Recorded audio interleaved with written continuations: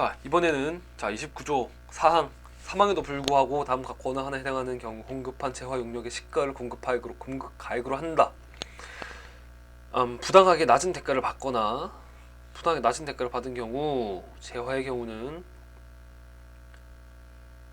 시가를 공급가액으로 합니다.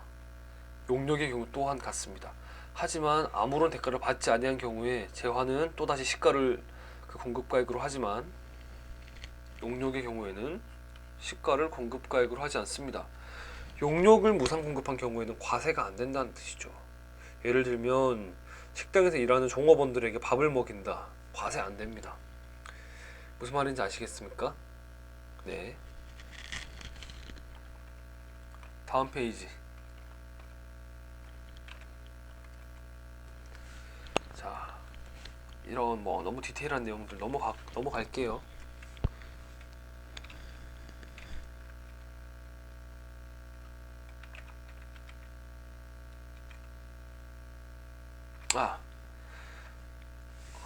매우 디테일한 내용들은 다 건너뛰었고 이제 30조 제가 부가가치세 통틀어서 가장 좋아하는 조문입니다.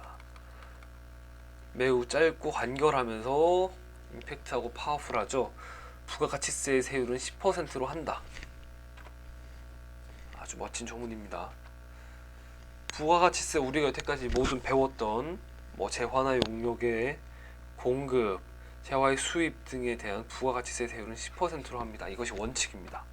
여러분들이 사 먹는 과자, 택시비 혹은 고속버스비, 지금 제 강의를 듣기 위해 사용하신 이어폰, 스마트폰 혹은 스마트폰을 사용하기 위해서 전송받는 데이터, 통신료, 와이파이, 이어폰, 에어팟 모든 것이 다 10%의 부가가치세를 이미 과세된 다는 사실 정말 놀랍지 않으신가요? 놀랍지 않으시다면 다음 페이지로 넘어가겠습니다.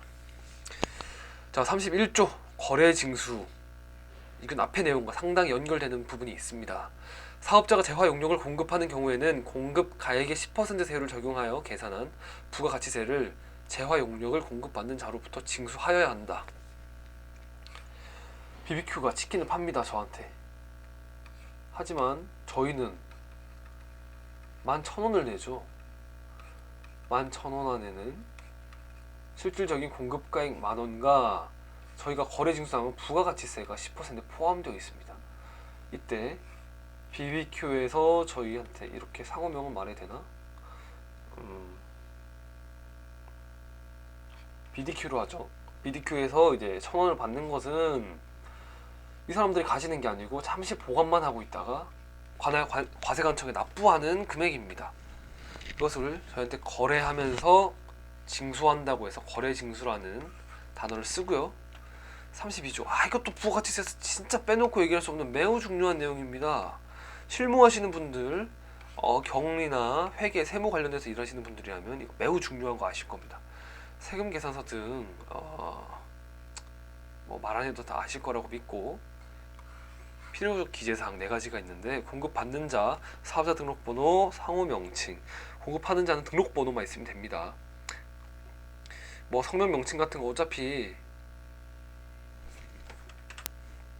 쓰면 좋지만 공급받는 자 경우에는 사업 개시 전에 사업자 등록을 하고 매입하는 경우도 많기 때문에 상호나 명칭 같은 게 없는 경우도 있어요. 그렇기 때문에 공급받는 자 등록번호만 있어도 됩니다.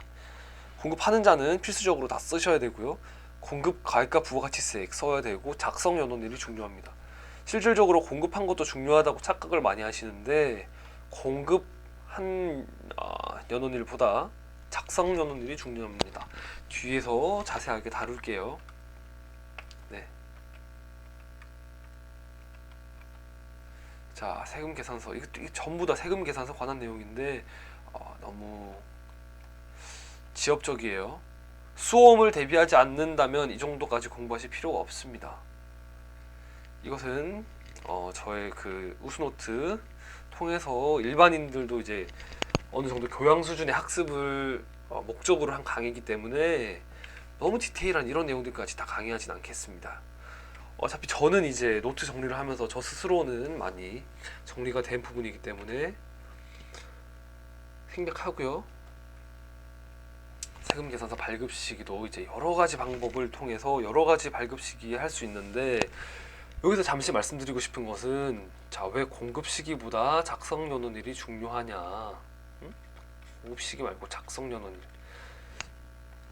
자, 거래처 자 한번 볼게요.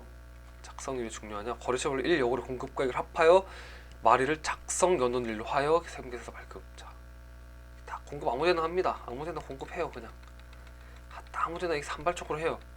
작성 연원일을 이때로 합니다. 그렇기 때문에 공급한 거 다 그냥 무시해요. 작성을 이때 합니다. 그렇기 때문에 작성 연원일이 중요합니다. 아무데나 해요. 12월도 이렇게 막 해요. 1월도 막 해요. 31일 작성 연원일로 하면은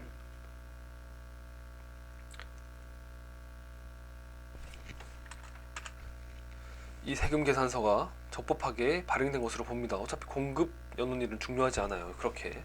자, 거래처별로 1 여걸 이내에서 사업자가 임의로 정한 기간에 공급가액을 합하여 그 기간 종료일을, 그 기간의 종료일을 작성 연원일 이렇게 일주일씩 하거나 뭐 또 이렇게 뭐 2주일씩 하거나 기간의 종료일을 작성 연원일로 적어서 발급하는 경우 그때를 보고요.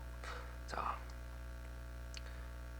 관계증명서류 등에 따라서 실제 거래 사실 확인만 된다.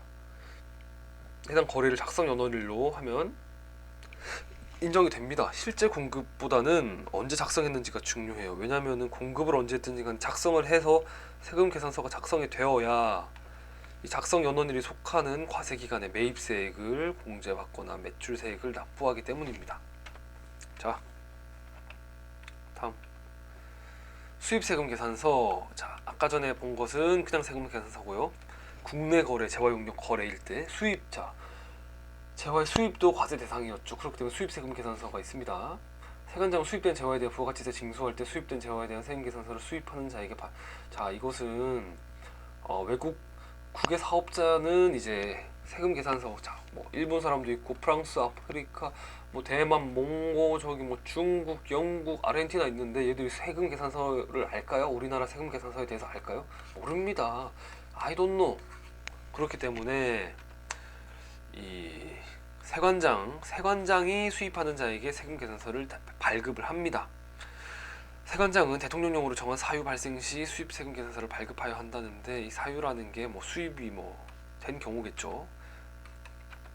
어쨌든 중요한 것은 세관장은 수입하는 자에게 세금 계산서를 발행하여야 한다. 수입하는 자는 부가가치세를 납부하는데 납부한 부가가치세를 매입세 공제받아야 합니다. 그러기 위해서 세금 계산서가 필요한데 외국인들은 그것을 모른단 말이죠. 자, 미국 사람을 만났어. 제임스 씨를 만났어. Hey James, it's long time no see. 이렇게 막 I'm fine, thank you 한 다음에 I need your 세금 계산서. I need your 세금 계산서.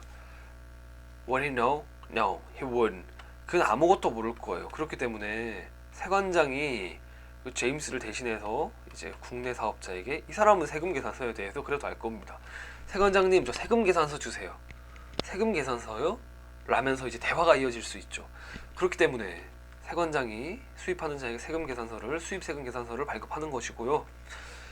사업자가 아닌 경우에 대부분 세금 계산서보다는 영수증이 조금 더 간편해요.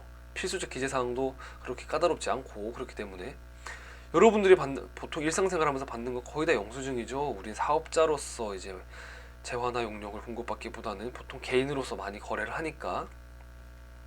자, 볼게요. 자, 영수증 발급 대상 사업 이렇게 있고요. 이렇게 쭈루루루룩 있습니다. 보통 사업자와 거래를 많이 하지 않는 자들이 영수증 발급 대상 사업자입니다. 미용, 욕탕, 여객 운송업, 여객 운송업, 전세버스는 제외입니다. 전세는 안 돼요. 부자야.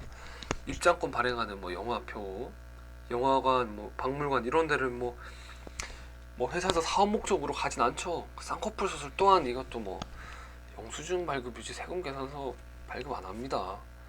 뭐 이런 것들이 있는데, 영수증 발급 의무도 면제하는 데가 있어요. 미용, 욕탕, 유사 서비스업은 발급 의무는 없습니다. 소매업도 발급 의무 없고요. 하지만 이런 데는 발급 의무가 있습니다. 알겠죠? 하지만 그럼에도 불구하고 공급받은 사업자가 세금 계산서를 요구한 경우 발급 안 해도 됩니다. 하지만 이 경우에는 사업과 관련됐다는 것이 증명되고 사업자가 발급을 요구하면 발급을 해야 합니다. 네, 영수증까지 했고요. 이렇게 해서 2절 과세표준과 세액 계산 마무리하고, 아니다. 자, 거래징수와 세금 계산서 마무리하고 3절 납부세액 등으로 다음 시간에 계속 이어가도록 하겠습니다.